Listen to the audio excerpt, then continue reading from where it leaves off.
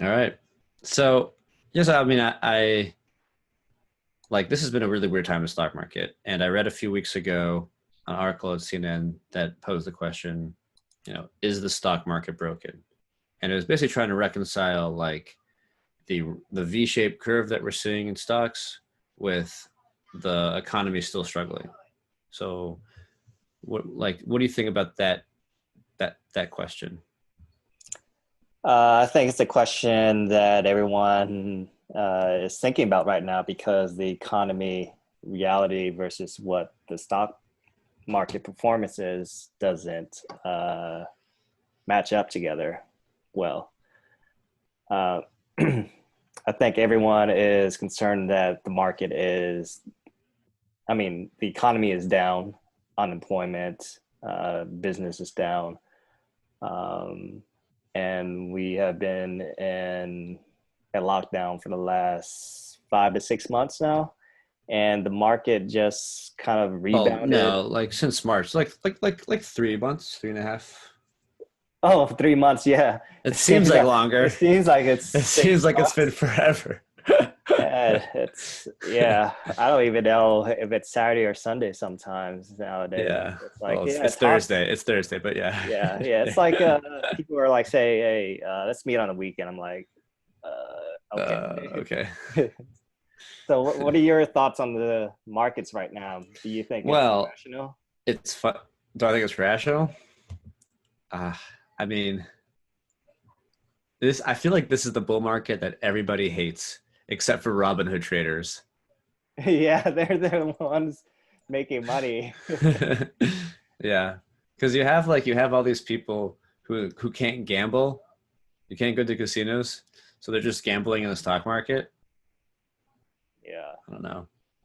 uh, yeah, yeah. And there's companies with zero revenue like DraftKings, which is a gambling.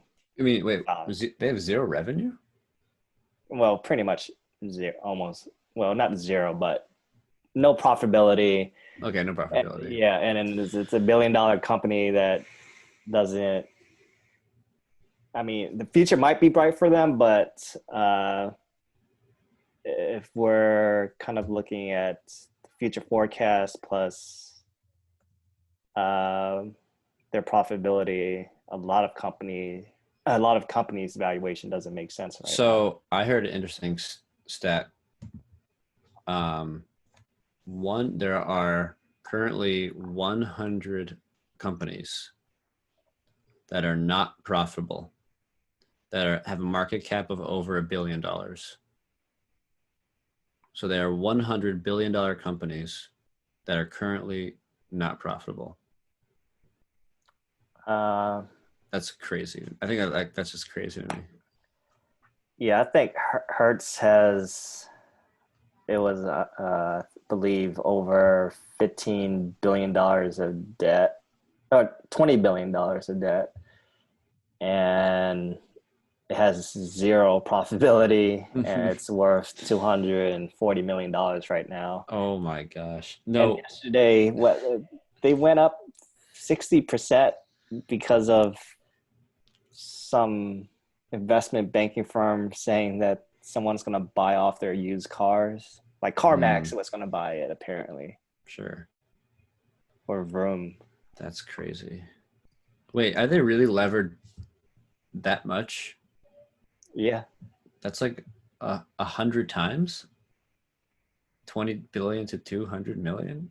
Well, they have about supposedly $1 billion in assets. Oh, well, okay. But That's fine then. but I don't know if those assets are worth anything. $1 billion. That's fine. Yeah. That's more than enough to keep them afloat. Yeah. Yeah, it is interesting. I mean, it seems like the ability to stay solvent and the ability to have enough working capital and have enough liquidity is actually being looked very favorably upon on Wall Street. So all these companies like Hertz that are getting to debt, also cruise lines. Every time there's an article about a cruise line or like an airline that has incurred more debt, the stock goes up. Yeah, any Stock goes up. news, pretty much anything that breathes. well, I think the reason is a little more specific. I think it's because like, for those industries, investors are worried that Don't they're have not going to liquidity. they're not going to have liquidity. They can't pay off their the capital expenditures the next year, and so the risk is binary. So like if they're able to survive the next 12 to 16 months, then they can survive forever. I guess that's what I think. That's what I think investors are betting on. Yeah, they're betting on the leverage to keep these companies alive until Yeah. we can at least recover. Yes. Yes, that's But correct. yeah, but then the follow up question would be, if they do, let's say, survive, eventually those debt has to be paid off in the future, and with the new cash flow that they make, would that be enough to even sustain them into then? Well, that's exactly why Warren Buffett sold all his airline stocks. Yeah, and that's why he That's missed the out on 100% return. and that's why he missed out on a double. Yeah. But who knows? He might be the winner of this in like 4 years. Yeah, but no, you're right. That's exactly what Warren Buffett was like. I'm not doing this. I don't take that risk. But of course, everyone else is like, I'll take that risk. And then all the airline stocks went up like literally like a week later. Yeah, they did. Literally a week later after that stock market bottom. So you were looking at like the stock market, and you see that it's going up, and you also see that there's a large portion of the S&P 500 that contributes to that performance. Yes. So there are 5 companies in the S&P 500, and I think 3 of them are $1 trillion company. So the 5 companies are Microsoft, Amazon, Apple, Facebook, and Google. Yep. And I think 3 of them are worth $1 trillion. I think 4 of them are worth $1 trillion. Oh, Google is now? Okay. Is it? It's probably there. It's there. Yeah, it's there. Yeah, and those 5 companies, like the pharma stocks, they comprise 20% of the S&P. Yep. And that's larger. So their combined market cap is larger than the combined market cap of the bottom 350 companies of the S&P 500. Yeah, that's sort of like if someone is going to talk about how the economy is doing in like, let's say North Korea, and you took the top 1% richest people like Kim Hong-young and say that's the economy of North Korea, then we're missing a big reality of what North Korea economy is. That's so funny. That's exactly correct. Right. So what happened was, like, in the month of April, those 5 companies really led the resurgence of the S&P 500. And so because they have such a large weight in that index, they drag the performance of the smaller stocks along with them. So people look at, let's see, what is the S&P return in April? Like 13%. So look at that 13% return in April, and they're like, wow, that's really good. The economy is doing well. It's mostly made up of those 5 stocks. Yeah. Which I would say it's a little bit rational, because there are tech companies that are they're asset light, and so they're not like old moving companies like Sears and JCPenney's that are stuck. Oh, they're all kind of digital.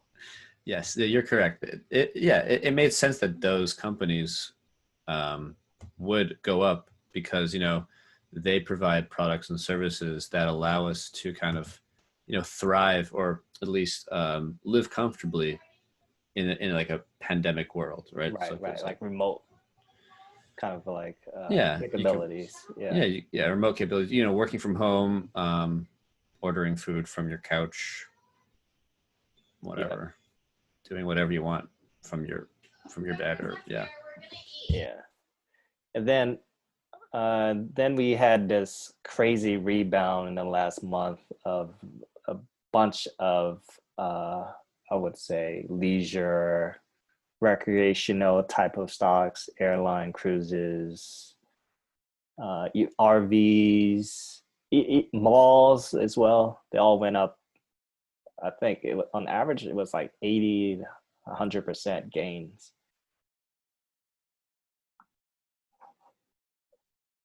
talking about the month of May, right? Those Right. stocks. Yeah. Yeah. Yeah. So that also makes kind of sense, because I think May we were kind of like hopeful that we were kind of exiting out of quarantine life. There were a lot of companies, including Moderna, that were very bullish on their on having a vaccine. Yeah. And then Yeah. yeah, The vaccine kind of gave everyone hope that we'll be back to normal. yeah. And those companies that you mentioned, the leisure lifestyle, those are ones that we need to feel comfortable being together in like a crowded space. Yep. Yeah. Yeah. We also, I think there was over 100 vaccines in development currently Wow, all over the world. Yeah. that's crazy. And then we have at least like 5 of them coming out within the next 6 months to a year. Mm-hmm.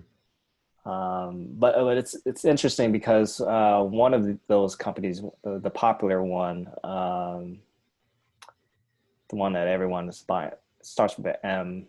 Moderna. I just said it, yeah. Moderna. Yeah, they haven't have any results yet in terms of how effective their vaccines are, but it's just gonna. Apparently, they already team up with some distributor to create this vaccine, so it's kind of like a binary situation if it's going to work or not.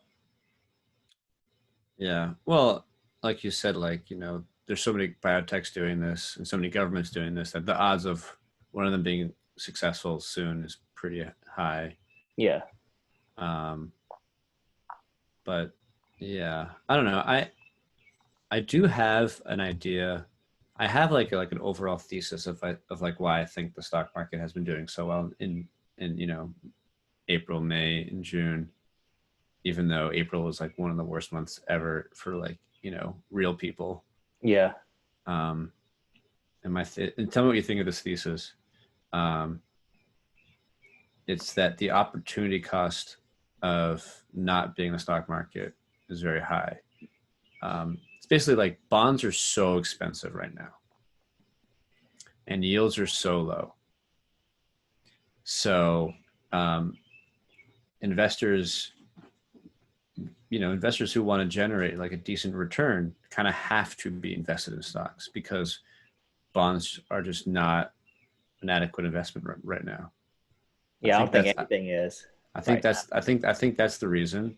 And the second reason is that a lot of people feel like they have FOMO from missing out on the rally in 2009. Yeah, a lot of them. So it's in everyone's memory. There's a lot of people that saw the market crash 10 years ago, and then saw the greatest bull run ever in the history of the stock market, and they're like, oh, if I could turn back the clock, I would be invested. And now they have that opportunity, and they're like, I'm not going to let this go. So I think for me, I think stocks are so hot right now because of the psychology behind not missing out, and also there's just no better investment. But there's no better other opportunity right now. Right. Bonds are so expensive. Right. One is the numeric return, and then the other one is the behavioral situation. Yeah, that's actually a good theory, because every person that I've talked to about the stock market, including my own brother, is pretty much buying stocks because it's so cheap, you know, regardless of what fundamentals it has. Mm. And then the other part to it is if you do have money to invest, you either can put it in real estate. That's the best alternative, but it's not that liquid. So, yeah, I really like that idea. Why the market is up, Real but estate. then, but then the follow-up question would be, okay, when will the water run out? When will it dry out? Mm. That's a great question. Unemployment is going to That's a end great July question. 31st. So that's one of the key days that I'm going to follow. Okay. And then Congress just recently passed another kind of like bailout unemployment money, but it's probably not going to get passed by the Senate. So with that, in 12 months, you still need employment, even if they can pass that bill, we'll be stuck without employment. But let's say best case scenario, we do get a vaccine in 6 months. Do you think things will return back to normal where it can validate the market valuation? Um, Can it return back that's a good to question. Can it return back to March 2020? It's a good question. I don't know. Like that would be the best V recovery in the history of the world. Yeah, it really would be. I did like what you said. You said something about the unemployment payments being kind of like stopped in July 31st. Yeah. Right, um, I forget where I read this, but or maybe it was just like anecdotal evidence Yeah. that people were using their like either their unemployment payments or what's that, or The stimulus PPP, check, the or the stimulus check. stimulus check. They're using those. They're using that money to put in the stock market, and so when that runs out, maybe there'll be less volatility. Maybe there'll be less. Maybe it won't go up as high. I don't Uh, know. yeah.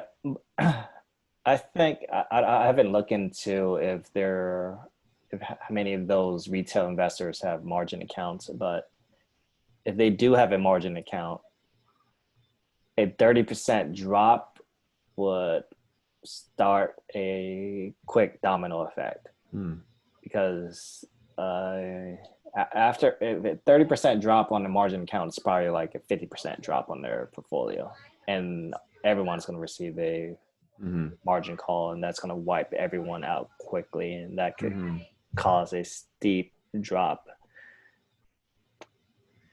Yeah, in that sense, the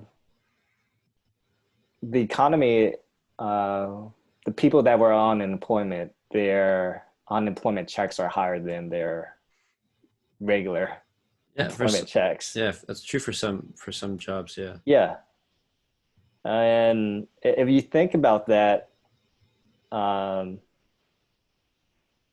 that's like another kind of like artificial barrier to the market. And plus, some people aren't paying their rent as well or their mortgage.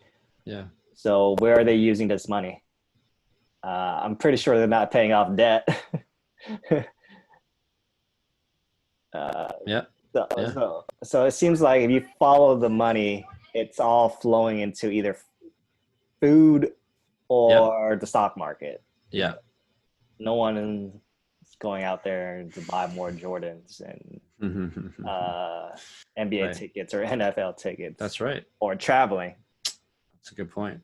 Yeah, my money's definitely being reallocated because a lot of things that we normally spend are just cut off. But I guess to answer your question, when do you think this will end? For me, it depends on the bond market, and like the Fed has done a really, really, really great job of like propping up the bond market. Yeah, they've because been buying bonds. they're buying a lot of debt, and so I don't know when that will end. It could be a while. It could be like the next year. But another thing that I'm also thinking about is that another motive to be invested in stocks is to hedge against inflation. Because you have like 4 or 5 trillion dollars suddenly injected into the economy.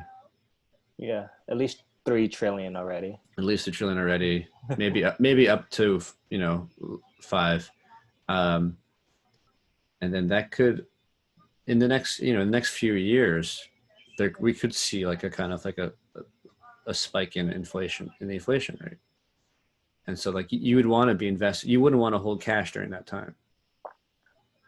Yeah, that's true. Cash is a problem in the future as well. So it's kind of a catch-22. Either you're going to be hit by inflation, or you're going to be hit by the stock market, by a bear market all of a sudden, or hit by both of them at the same time. Like that would Venezuela. that would be bad. Yeah, that would be bad. Which can happen. Things go wrong, it will go all wrong at the same time. So I don't know. I definitely thought about selling my portfolio, and then I'm like, what else would I do with the cash? It's just I don't see any other opportunity. Well, you have more cash now than supposedly in the next year. You'll have half of the cash. Maybe that's the opportunity cost. Maybe. Right. Technically, either you lose a lot or you're gonna just lose on like the inflation of your money value. And but going to like just market psychology, it's funny when Warren Buffett says be fearful when others are greedy, and then be greedy when others are fearful. So people got greedy really quickly after people were fearful, but now everyone is greedy. So so it's like a quick binary. You should be fearful quickly now. There wasn't like a transition to really like being fearful and greedy. It's like night and day. Yeah, that is interesting. Yeah, people got greedy really quickly, but now no one's really being that fearful. I mean, people are being fearful because you're seeing headlines like, is the stock market broken? But that's just headlines. Like no one's really acting upon it. Yeah, it's just the headlines trying to sell newspaper, but the entire market's pretty bullish. Super bullish. Yeah. What's interesting? I remember studying the .com bubble, and who became one of the richest people in the world out of that? Who? Think of basketball owner. Mark Cuban? Yeah. Do you know what his company was, his startup that he sold? No. It was pretty much it was an internet company that broadcasts like radio shows and supposedly like media through the internet. Okay. And this was like in 1998, 1999. So we're using dial-up internet to try to video video online. And just to give people kind of like context about that, I remember bootlegging Fast and Furious on my dial-up internet. And it took me an entire month, and I got about 5% of the video where I could watch the beginning of the race to the ending of the race, that 30-second race they had. And then that was the last clip that I saw for Fast and Furious. So that's how fast the internet was back then. right? And and so that's with dial-up internet in 1999 and 1998. So Mark Cuban sold his company to Yahoo during that time. And Yahoo famously during that time, they were acquiring a lot of startups that had zero revenue or barely any revenue. So they bought Mark Cuban company in exchange for Yahoo shares. He sold it near the peak of the dot-com bubble. Obviously, his company was worthless, and he sold it. He became like a triple millionaire and then eventually a billionaire. But Nice. the opportunity cost for some people. Wow. It's funny that Mark Cuban is telling people to get out of the stock market, even though he was one of the people that were luckily blessed by the dot-com bubble to enhance his wealth. Without it, he would have just been maybe a staff member at the Mavericks now. But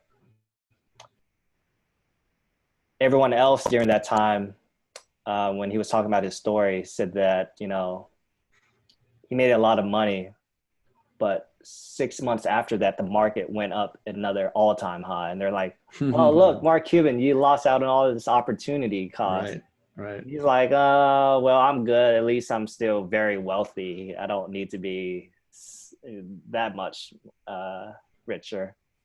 And yeah, then after that, the market tanked, and you know, he was a true winner in that situation.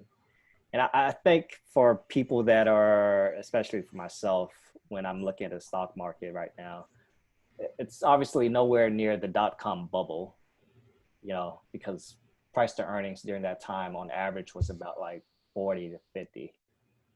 You know, that's crazy. We're at 22 right now. So that's nothing. that's like a little baby compared to the dot-com bubble valuation. But saying that, so you still have to be careful if the market does crash, because if you're using all of your cash to buy in the stock market, the market does crash, then you don't have an opportunity to dip in again. You're kind of like stuck waiting and hoping for the return. Correct. So what are you doing to kind of like mitigate the stock market risk for yourself? That's a good point. That's correct. Well, what I had did a couple months ago in April was put on some shorts in my portfolio. Those have obviously backfired. I'm probably going to lose money from those. Right now, I'm just doing what you said. I'm just kind of like holding off on investing any significant money. Just kind of just like, you know, building up cash. Yeah. Do you have any friends that are day trading heavily? I think all my friends are day trading in some way or another. My sister actually had a pretty good idea. She just put her money, or a lot of her money, in a tips fund. Yeah. So, you know, she has that liquidity of cash, but she's also earning a little tiny interest while she waits. Yeah. Yeah. So I think I might do that. It's a good idea. I would say strategy to help mitigate that risk is sell calls weekly. Mm-hmm. Those are manageable. So covered calls? Yeah. Yeah. Right. Yeah. So covered calls that, you know, won't hit the strike price, and it's a small little profit. You don't have to be greedy, just enough to get like a yield, you know, some side income. Okay. Yeah. And the market is volatile and it's bullish, so calls are at a good premium as well. So that's a good point. And do you sell puts too?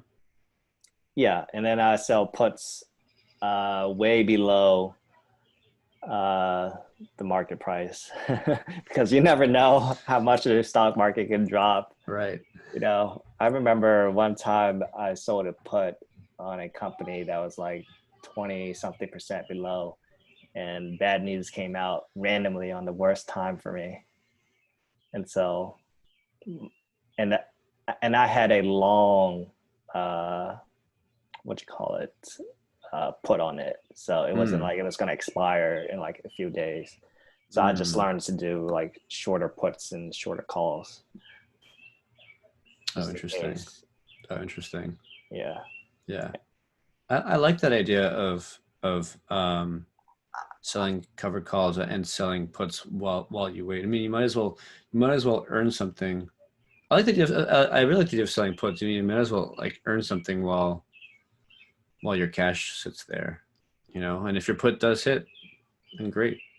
Yeah. You want to sell your puts at a price where you know for sure you want to own it for like the next 5 years because the market might not recover That's really that good quickly. advice. Yeah, that's really good advice. My fear isn't necessarily like a major market dip or a bear market. My fear is that we'll see mediocre returns like 5%, let's just say, for the next like 5 years. Like that's my fear. And and possibly it's also good to look at companies with a lot of cash that you and buy those stocks, aka Warren Buffett. You know, he's sort of like a good counterbalance to what the stock market is going to do since he Hmm. has a lot of his money parked. And Hmm. so if the market does tank, he's the one with all the cash pile of money to buy whatever he wants during that Oh, time. that's smart. Yeah. Right. Yeah. Yeah. I think for me personally, if the market crashed like it did in 2008, I'm going to sell one of my houses or at least like take out a refinance immediately. Like I have all my documents ready. I just need to press a button and be like, get me my refinance immediately. Yeah. And then I will buy the market for sure. That's exactly what happened in March. That's exactly what that was everyone's attitude in the month of April Yeah. when the market crashed in March. Everyone was like, "Oh my gosh, this is my chance to finally get rich," and then they all bought stocks. But you know what? That crash was a small crash. It wasn't like a 2008 crash. No, it was a big crash. No, it was. It only No, went back to no, what it crashed 30. 2000. No, no, no, no, no. It crashed 30% in 2 months in February and March. The S&P 500 went down about 20%. The small caps fund went down over 30%. No, the Right, SP 500, the lows were about 30%. The lows were about 30%. right. But Um, it was still so it dropped down to like the 3000 level, right? I don't know I just know percentages. I don't know. I mean not 3000, the 2300 level. Oh, yeah, yeah, yeah. Yeah, That's right. and so the last time we were at 2300 was 2017. Yeah, but I'm just talking about relatively Oh, right, speaking. right, right, right. But Like, I'm like, talking about like total valuation of the like market. you see the like once the market hit like 34%, like negative, I was like, oh yeah, I'm in. It's low, Yeah. you know. My thing is I'm waiting for like a 50% crash at least. I don't know if that will happen. Yeah, meaning like I'm waiting for a 2008 thing. I don't know if that'll happen. I don't Yeah. know if that'll happen though. It might not happen. I don't know, man. The whole world is going crazy. Mm, Everyone has like designer like cash machines. They're printing out their own money like it's a monopoly game, mm, you know. And fortunately for the United States, when we issue out debt, that's the same currency we are printing in. mm, So if you're like mm-hmm. in Brazil, the reason why there's a lot of inflation problem is that you're paying back this money in USD, not Venezuelan dollars. That's why a lot of emerging markets are going to suffer Yeah. these next few years. Yeah, they're going to suffer. They're going to have to pay back their debt in US dollars. Yeah. Yeah, that's And correct. that's why China and Russia is trying to team up to have their own currency power. Wow. Yeah, it's definitely going to be a difficult time to be an emerging market investor or emerging market government. That's interesting. So do you have any final thoughts, or do you want to? Yeah. So my final thoughts are: do you think the market in the next 6 months will continue to go up, short term? I have no idea. No idea. I have no idea. Is it 50-50 or is it just 60-40? I mean, if I gun to my head, I'd say it's going to go up, but Yeah, gun to your head. yeah, yeah. Let's say you put a gun to every Robin Hood investor. Yeah, gun to my head, it's going to go up, but who? Psychologically, how do you feel? Because Who that's how the knows? market is right now. Psychologically, I mean, it's tricky because what else am I going to do with the money? I mean, I could hold it in cash, or I could buy bonds, or I could try to buy real estate, but the real estate isn't really available for a lot of people. Yep. It's a kind of like everything's kind of, you're kind of just between a rock and a hard place. To answer the original question, is the stock market broken? Yes, but so is the entire economy. So It's broken because the entire economy is broken. So it's probably the least broken thing in an already broken system. It's the most reasonable, logical. Like, yeah, like for me, the bond market is more broken because the feds are buying junk bonds. You know, they're basically propping up more risky debt. Yeah. And it's kind of throwing everything into whack. It's encouraging people to take more risk, which is exactly what they're doing. Yeah. I don't know. What do you think? How do you see yourself in your portfolio positions for the next 6 months to a year? I'm trying to think of it as, let's say, my brother or a friend that doesn't have anything else to do with their money besides food nowadays, right? You're not going to travel or buy much of anything. So if I'm trying to park my money and the stock market is up and people are kind of feeling bullish, then I think it's going to continue going up into there's a real reason why the stock market is going down. And that could be something in the news about a domino effect that a large corporation couldn't pay their debt and it caused like a domino effect. But I don't see anything like that kind of like happening. You know, there's like no, like all the banks are financially healthy. That's the most amazing thing ever. Right. So I'm using that as kind of like my baseline on how the economy is going to recover, because as long as the banks are healthy, they have liquidity to lend out money. That's interesting. And so it's all about, do people have opportunities to provide a product or service? And I'm not a fortune teller and I can't understand the macro economy, but based on that principle of just business opportunity and the banking financial system, I think the stock market is broken based on the current situation, but based on kind of like the opportunities that might be available down the line, I think it's currently more positive instead of more negative, until we have a real reason why the stock market should go down. Yeah. So And it's a hold bull. It's a hold bullish. I'm holding bullish. Yeah, and you said something I think that's interesting, which is that we're better positioned today. Like our financial system and our banking system is better positioned today than it was 10 years ago. Yeah, I think that pretty much saved us, because If we didn't have that, oh my goodness. Yeah. Oh yeah, we'd be terrible. Yeah. Yeah. This is a good. I think it's a good spot to end it. Yeah. What do you It's think? good. All Yeah. right. Cool. Thank you.